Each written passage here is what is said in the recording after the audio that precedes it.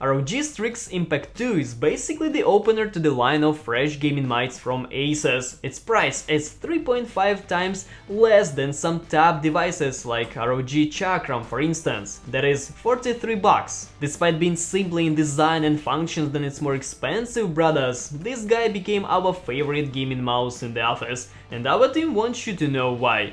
Welcome to Tech Fellas, mine is Bogdan, and let's take into it. The mouse is made completely out of plastic, its upper panels are semi-transparent that reveals shining ROG logo backlight and the hinged mechanism of buttons. It's not spring-loaded, that's why clicks happen almost immediately that may cause accidental shooting of your teammates and other pretty interesting consequences. The lower part of the device is simply black, there is no soft touch coating on the body at all that makes you spend less time cleaning the mouse. Getting closer to sensations, Impact 2 weighs 79 grams. It's frankly not much. I'd like to have 20 to 30 grams more for stability, because if your surface is slippery, it's easy to lose control over the pointer. Despite this, I have no other complaints. The mouse turned out to be quite comfortable. Even after deep and long hours of gaming in Doom, for example, the hand didn't scream out of pain and wasn't tired at all. Speaking about lighting, it's not a laser beam and placed in here seemingly to make it easier to find the mouse in the dark, or just to keep it together with gaming roots. The shining parts are two strips of the buttons, the rim of the wheel, and the logo, that's all. From the additional control elements, there are side buttons for your thumb and a DPI key that switches resolution presets. The maximum you can get is 6200 dots per inch. The latter one you can set in a special app. By the way, here you can find angle snapping, sensor movement response control, and the polling rate. Its top position is 1000 Hz. From here you can also set the backlight pattern as you want, or synchronize it with other OR devices if your PC allows it. This is not the end, it's possible to create macros or register the statistics of work that maybe will let you figure out how soon your mouse will die. Inside the Impact 2 there is an optical sensor, which name you can see on the screen, with the maximum recognizable acceleration of 30G and speed of 5.59 meters per second. Its main difference from higher grade sensors is the lack of lift-up distance setting option that by default is around 2 mm.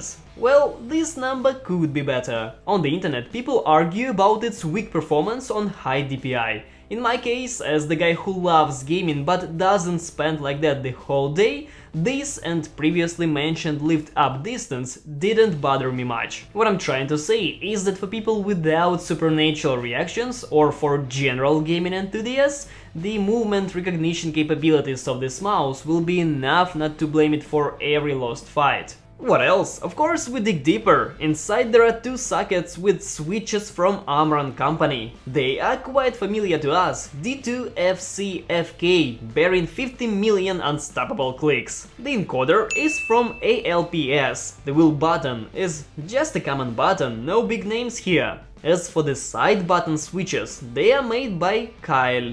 To take the mouse apart, you have to pull out 4 rubber plugs and remove respectively 4 screws. By the way, these guys are fastened to the metal inserts, not to the plastic directly, which is definitely a thumbs up from me. Summarizing the stuff, the only disturbing part in Strix Impact 2 is frankly a sensor. There is a number of competitors that have better mouse kinda hardware, for instance with higher stock DPI. For the rest, we are more than happy about this guy. It is pleasant, gaming with it is comfortable, and the main switches you can replace easily, almost with bare hands. Most of the components of the build have decent origin, and the Aura app allows you to set the mouse work in any possible and demanded way for ya. Let me also remind you that ASUS defines ROG Strix Impact 2 as a budget gaming mouse. That means they won't promise anything celestial from it.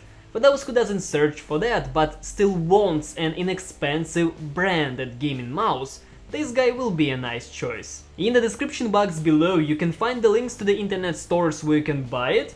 And if you like this video, then why not to support our channel by subscribing to it, hitting the like button, ringing the bell to stay tuned for more cool content. My thanks for watching and cheers!